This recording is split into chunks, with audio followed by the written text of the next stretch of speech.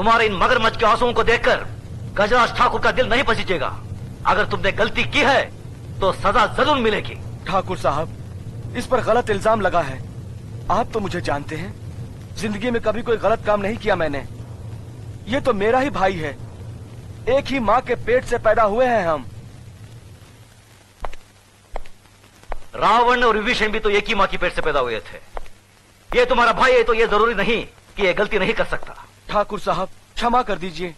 पहली बार क्षमा करने का मतलब है दूसरी बार गलती करने का मौका देना, यही ना मुनीम जी? हाँ मालिक, 100%।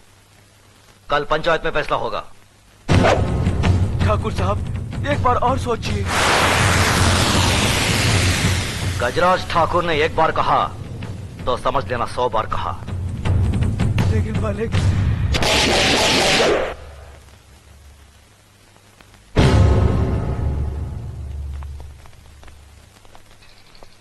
क्या बात है मुनीम जी? नमस्कार ठाकुर साहब। राम राम। मालिक, ये आपसे मिलने आए हैं। मालिक, हमारे हरिजन पाड़ा में आग लग गई, हमारा सब कुछ जलकर राख हो गया।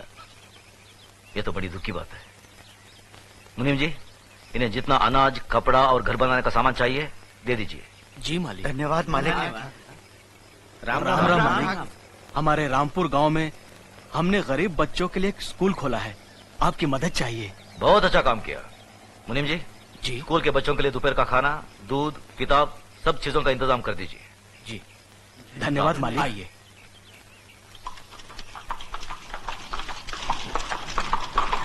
अरे मोनू आ रहे हैं। धनराज।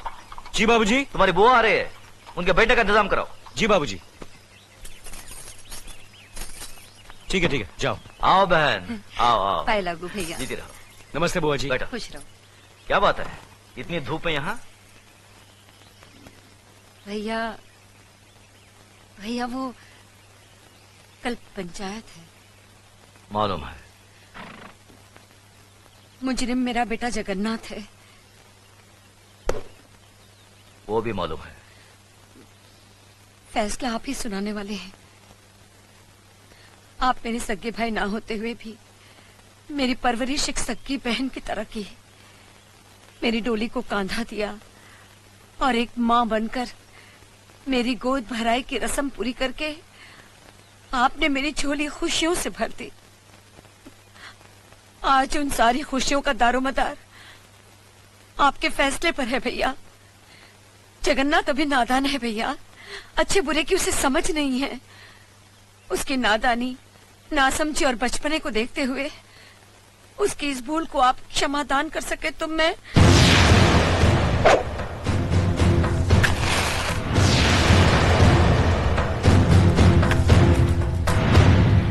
धर्मराज। जी बाबूजी। घर की तिजोरी में तुम्हारी माँ का जितना भी सोना पड़ा है उसे हमारी बहन को दे दो।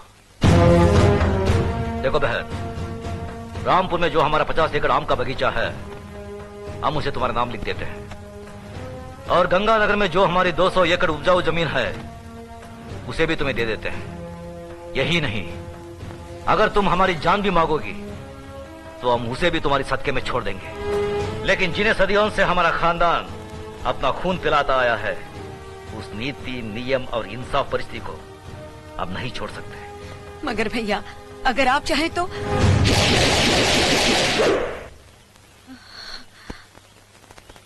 मैं जानती थी भैया कि आप अपने उसूलों और खानदान के आन से नहीं हटेंगे।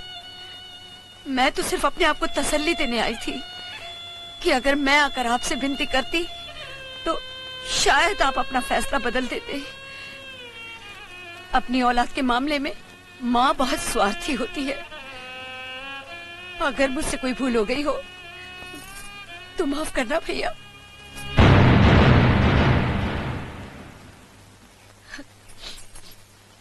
हुआ बेटा, मुझे कोई दुख नहीं है, बल्कि फक्र है कि मैं इतने महान इंसाफ पसंद भाई की बहन हूं। खुश रहे।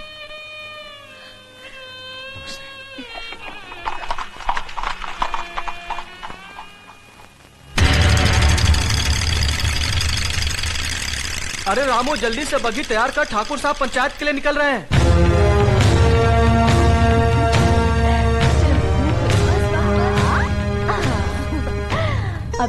बाबूजी की तरफ से, और ये अले ले ले, तू कहाँ भाग रहा है? और ये मेरी तरफ से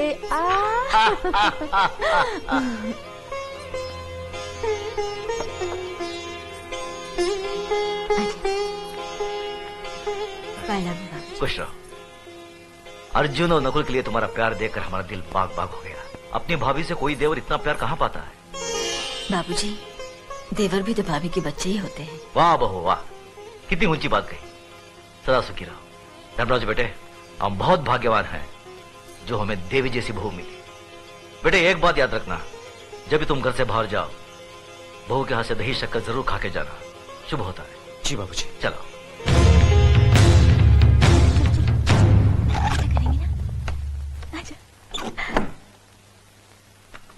टाटा पिताजी, टाटा पिताजी। चले बाबूजी।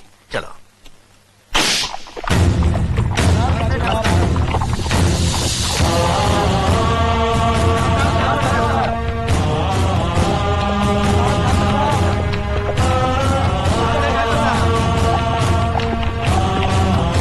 साले साहब रुकिए रुकिए रुकिए।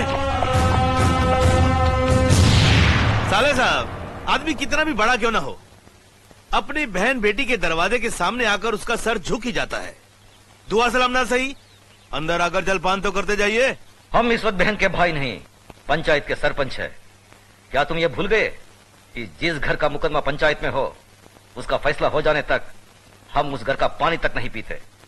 एक बार फैसला हो जाने दो, उसके बाद साथ बैठकर जी भरकर खाना खाएंगे। फैसला जरा सोच समझ कर करना गजरा साहब। जगन्नाथ सिर्फ मेरा ही नहीं, तुम्हारी बहन का भी बेटा है। कहीं कुछ गलत हुआ तो नतीजा बहुत बुरा होगा। चलो धर्मराज।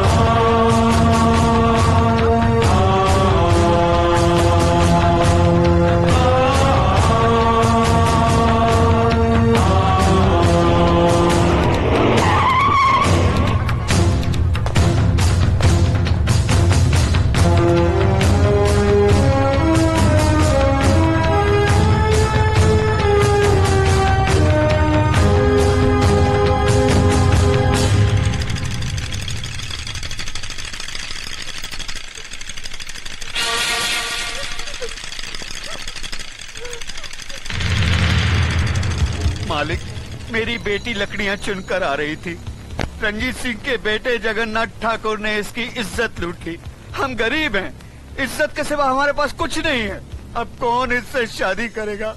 अब कौन इसका हाथ थामेगा? आप न्यायमूर्ति हैं, आप ही फैसला कीजिए मालिक।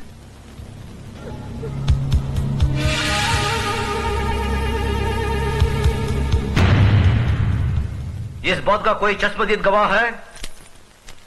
मैं हूँ मालिक। तुम्हारा पायल से कोई रिश्ता है? जी हाँ, मैं इसकी काकी हूँ। तो फिर तुम्हारी गवाही नहीं मानी जाएगी। गवाही सिर्फ उसकी मानी जाएगी जिसने अपनी आंखों से देखा है, लेकिन इस लड़की के खानदान से उसका कोई रिश्ता ना हो। है कोई ऐसा साक्षी, ऐसा गवाह?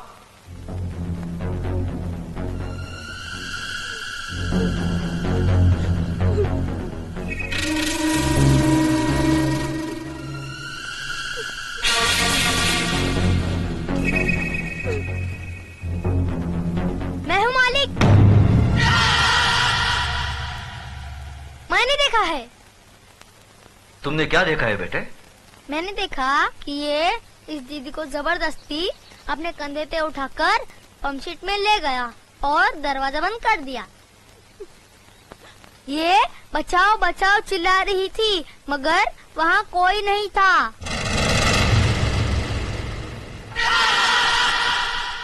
थोड़ी देर बाद जब ये बाहर आई तो इसके कपड़े फटे हुए थे और ये रो रो की कह रही थी कि मेरा सब कुछ लुट गया, मैं बर्बाद हो गई।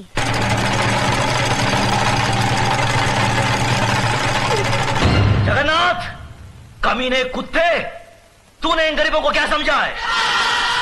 ये वो गरीब मजदूर हैं जिनके खून पसीने की बरकत से हमारी धरती पर हरियाली जागती है। हमारे सर पर जमींदारी का ताज इन्हीं गरीबों की बदौलत है, जिसके बदले में उन्हें 2 वक्त की रोटी 2 गज की चादर मिलती है। और तूने उसी चादर में घुसकर इस गरीब की इज्जत लूट ली। फिर तुझ में और जानवर में क्या फर्क रहा? मुनीम जी, देवी माँ के मंदिर से सिंदूर ले आओ। जी मालिक। पायल, तुम इधर आओ। जिन हाथों से मजबूर करके इस कमीने ने तुम्हारी इज्जत लूटी, आज ये उन्हीं हाथों से तुम्हारी मांग भरेगा, तुम्हें अपनी पत्नी बनाएगा। ये हमारा फैसला है। गजराज, अपना फैसला बदल दे। आंखें मत दिखा।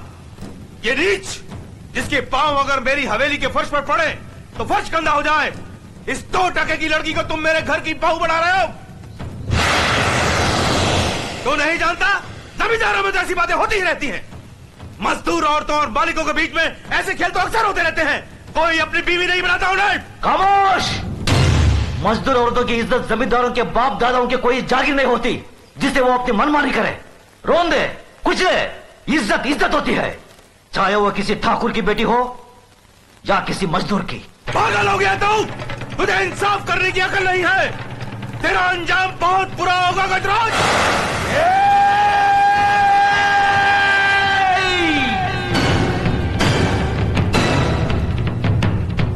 इसके आगे एक लफ्ज भी बोला तो जुबान खींच लूंगा। तेरी औकात मेरे सामने खड़े होने की भी नहीं है और तू मुझे ललकारता है। गजराज ठाकुर ने कभी किसी अंजाम की परवाह नहीं की। अगर परवाह की है तो सिर्फ अपनी आन, इंसाफ, अखलाक और ईमान की। इस लड़की की जन्म जात नाम इसकी कोई अहमियत नहीं है हमारी नजर में। अहमियत है तो सिर्फ इसकी इज्जत, इसकी पवित्रता की। जगन्नाथ, मांग भर इसकी। गजराज!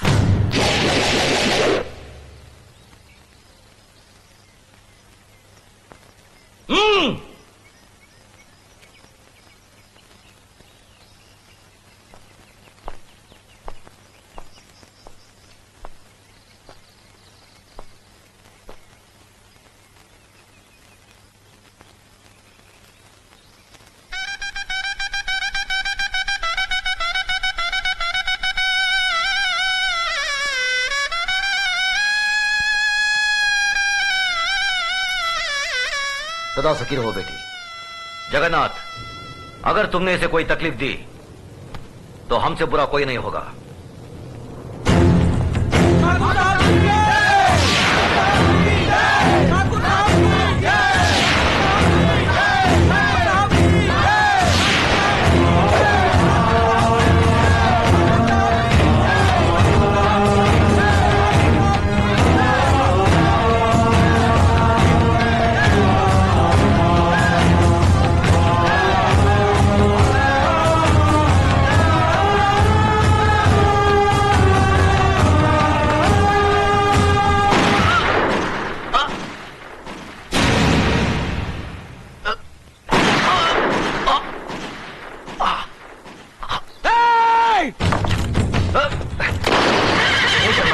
नहीं, अपनी बुआ की बात बुझाना तुम्हारा धर्म नहीं है। बाबूजी, बाबूजी!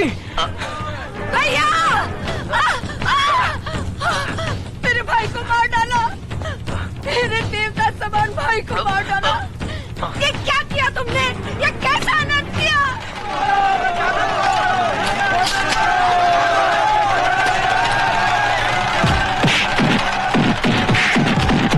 रुक जाओ, छोड़ दो उसे। जो अपराध उसने किया है उसकी सजा उसे जरूर मिलेगी। आज से 18 साल के लिए हम रणजीत सिंह ठाकुर को समाज और बिरादरी से बाहर करते हैं। आज के बाद अगर कोई भी इसके परिवार के साथ किसी भी तरीके का संबंध रखेगा तो उसको भी यही सजा मिलेगी। यह गजराज ठाकुर का फैसला है। भैया, भैया!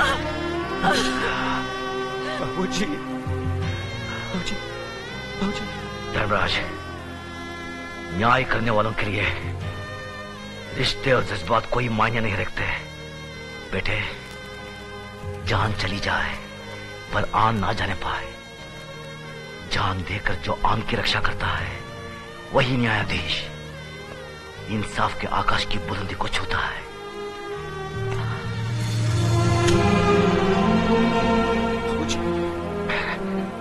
धर्मराज, आज से हम भरतपुर कस्बे की न्याय और इंसाफ की बागडोर तुम्हें सौंपते हैं।